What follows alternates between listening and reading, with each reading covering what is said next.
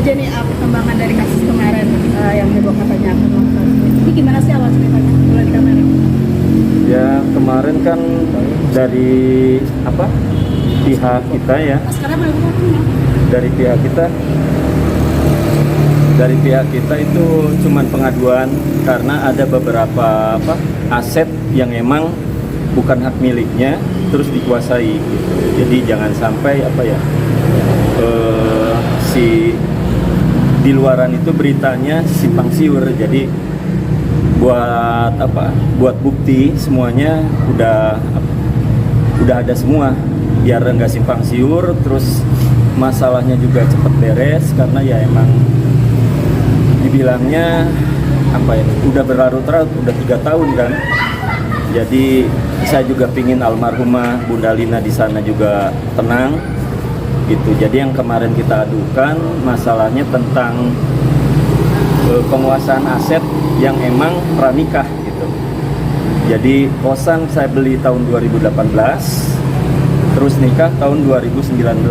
Jadi semuanya saya nanti ada buktinya buat sertifikat, pembayaran, apa-apanya ada gitu. Nah, yang kemarin disayangkan dari pihak sananya buat secara fisiknya mereka menguasai gitu. Sedangkan di sini juga ada hak saya emang yang mereka ambil gitu. Maka saya mau perjuangkan itu karena emang buat si kecil juga kan buat kesejahteraannya gitu. Menurut Akang sendiri yang hak yang Akang harus punya itu ya dari semua itu apa aja kan? Ya kalau yang saya jelas yang sertifikat itu ya kosan.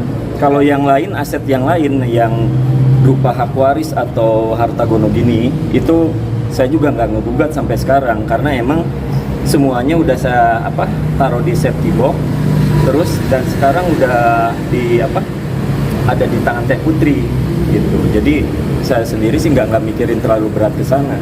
Kosannya sendiri yang mana dan yang berapa pintu? Nah itu kosannya ini sendiri kan secara legalitasnya ada semua. Nah ini sertifikatnya. Jadi kalau emang benar mereka yang punya, secara legalitas hukumnya mana gitu. Yang saya pingin itu ya transparan, jadi nggak dibuat-buat. Ininya ada kwitansinya. Tahan dulu Kang. Kwitansinya Kang. Itu awal pintu? Ya. Sebesar? Ya di sininya ada tadi. Ini di sininya. Nah ini surat perjanjian jual belinya juga. Terus pajaknya juga ada, cuman saya nggak bawa. Udah bayar pajak apa-apanya. Nah ini IMB-nya. Jadi kalau emang besok atau emang ada statement yang emang dibilangnya penguasaan hak, ibaratnya ya saya buktinya udah secara legalitas juga ada semua gitu. Kan kalau akan sudah ngelaporin Rizky ke polisi, persiapan akan sendiri dari pihak akan seperti apa kan? Persiapan sebetulnya yang saya inginkan bukan persiapan atau apa, karena yang saya inginkan itu kalau bisa secara kekeluargaan dimediasi lagi itu lebih baik, karena kita pinginnya selama 3 tahun ini ke almarhumnya cepet beres gitu, ke almarhum bundanya, jadi semua nggak berlarut-larut gitu. Mungkin di alam sananya juga kasihan kan kalau emang dibilangnya masalah ini nggak beres-beres gitu. Kan kalau Rizky dengan Putri ini dia sudah tidak ada perhatian berkurang atau sudah tidak ada perhatian sama adiknya Bintang ini? Kalau perhatian dari Teh Putri sendiri ya saya rasakan masih ada lah komunikasi ya. Bagus. Dari itu juga kemarin ada SMS Om mau ketemu Dede katanya, terus mau ngajak main lah, terus perlu apa, cuman ya saya sendiri kemarin kan masih dibilangnya ya mungkin ada COVID varian baru ya, jadi nggak terlalu fokusin buat bawa si Dede keluar gitu. Kan dengan ini Anda ngotot minta warisan, pembagian warisan ya Pak ya. Ini untuk investasi untuk masa depannya Bintang atau bagaimana sih? Saya sendiri nggak ngotot, maaf. Saya klarifikasi ya, saya nggak ngotot. Ini udah 3 tahun. Oke. Kalau ngotot, mungkin saya udah dari pertama harus ngegugat. Karena ada aturannya, Rul. Secara agamanya kan jelas. Saya ditinggal mati, terus ibaratnya bukan ditinggal cerai hidup. Terus saya juga ibaratnya kalau secara agama itu ada hak bagian Dede Bintang, saya, terus ibunya, ibu almarhum, terus anak-anaknya. Saya nggak pernah ngotot, makanya sampai 3 tahun saya nggak pernah gugat atau nggak pernah mempermasalahkan. Tapi karena apa ya dibilangnya, tadi ada, ya ini buat klarifikasinya Iya, itu. betul. Kalau secara Islam itu harusnya kan sekitar 40 atau 100 hari mungkin harus sudah dibagikan.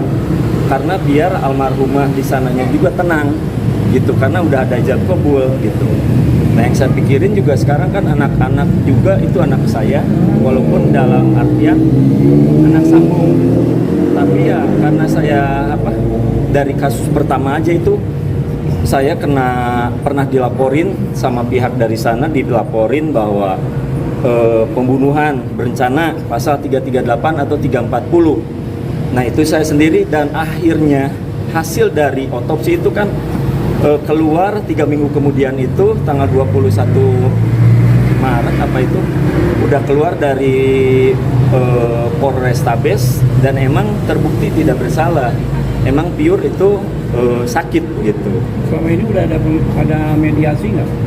Kalau mediasi udah waktu di KP Atmosfer beberapa kali, tapi karena memang ada pihak-pihak yang di belakangnya, jadi anak-anak udah deal, udah setuju, udah ada kebijaksanaan buat ke adeknya. Ternyata beberapa ini lagi malah besoknya diaduin lagi, dilaporin lagi gitu. Apa ini ada pengaruhnya dari Sule nggak? Anak-anak berubah? Kalau pengaruhnya itu nggak tahu juga ya, tapi yang saya lihat kan masa sih seorang Rizky Febian tega ibaratnya melaporkan, dan akhirnya tega kalau secara ini kan kelihatan kalau sobul adabnya memandikan mayat itu kan harus lemah lembut. Nah ini apalagi di otopsi, ngeri-ngeri gimana gitu ya, apalagi ibunya tahu kan otopsi kayak gimana. Nah saya sangat disayangkan kalau emang ada pihak-pihak yang ibaratnya mempengaruhi anak yang tadinya soleh gitu. Nah ini sangat saya mohon Aiki sama Teh Putri sadar gitu, karena saya juga sayang sama ibunya. Gak mungkin saya nggak sayang sama anaknya. Kalau itu bisa aja saya tuntut kan.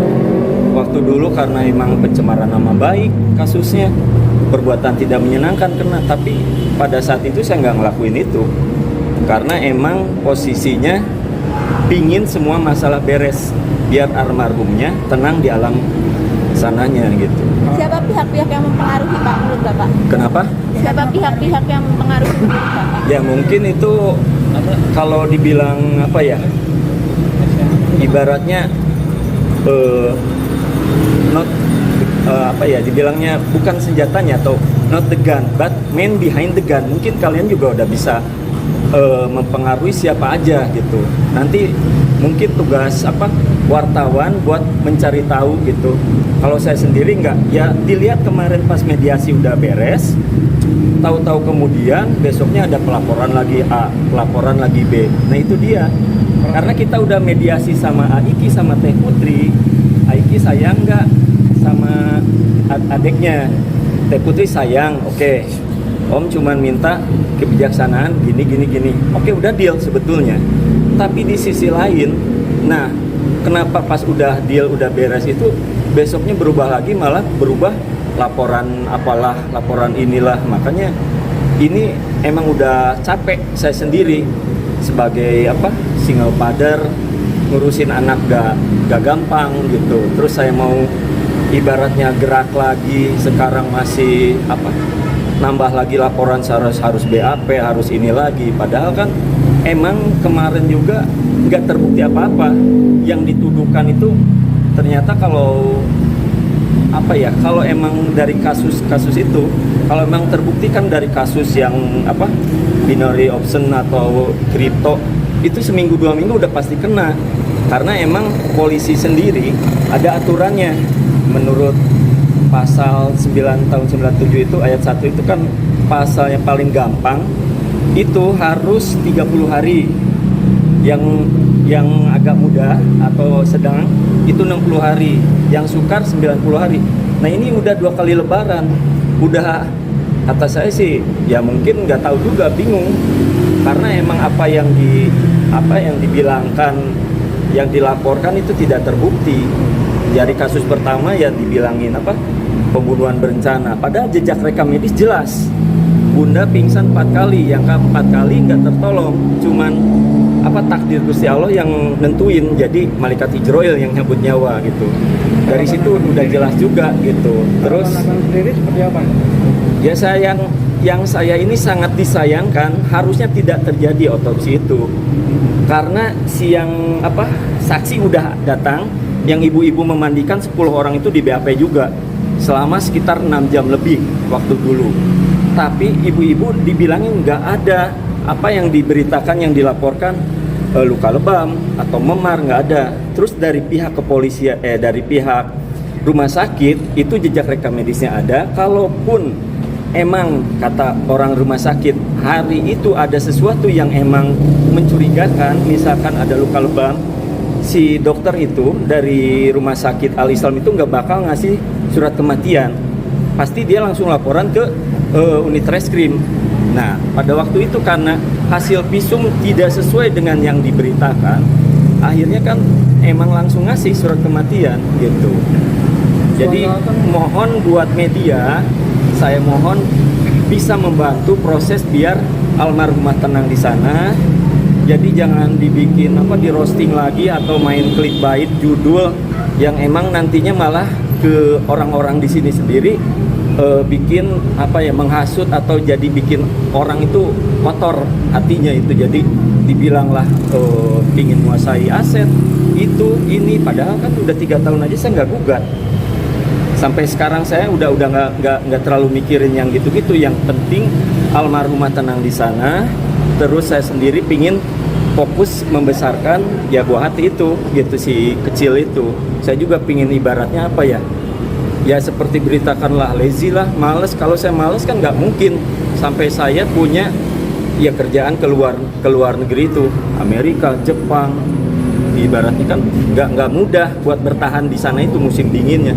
Kalau saya lazy nggak mungkin lah ibaratnya.